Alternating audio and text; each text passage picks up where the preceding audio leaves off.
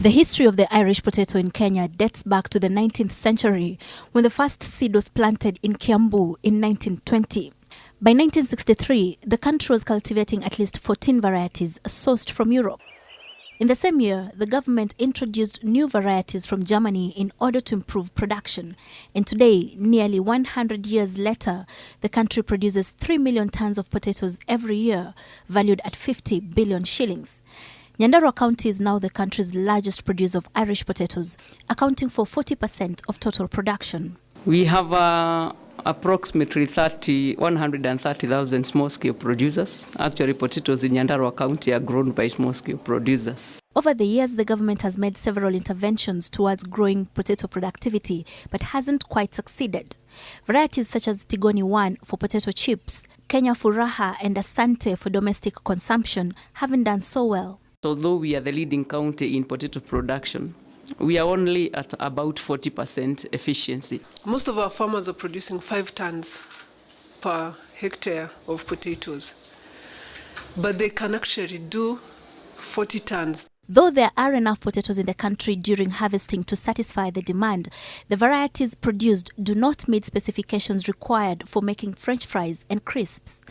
This is because farmers are not growing varieties that are meant for these snacks. Shangi, for instance, which is the variety grown by 80% of the potato farmers, is said to have too much water and too much sugar, thereby affecting the quality of the products made. We are very much used to with the Dutch Robin, which is grown in the region of Bomet.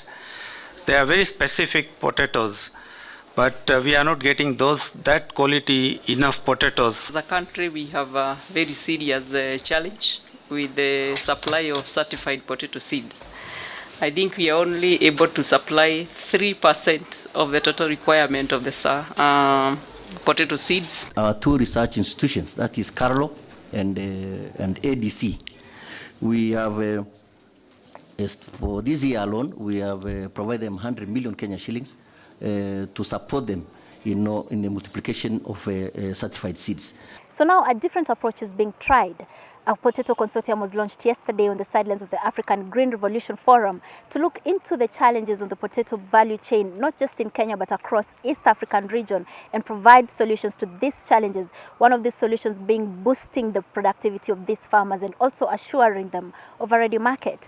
And for Kenya specifically, already 2 processors, that is Tropical Heat and Sereni Fries, they've already committed to signing contracts with farmers so that these farmers can supply them with 600 metric tons of potatoes every month.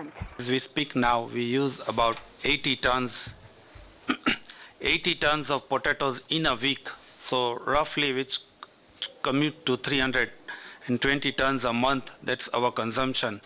This assurance of a ready market will also help to cut out the brokers, since it connects the farmer directly to the buyer, and also helps deal with the problem of post-harvest losses, which are currently estimated at 40%.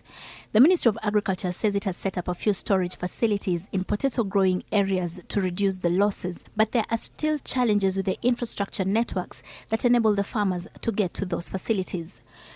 Zeynab Wandati, NTV, for Food Friday.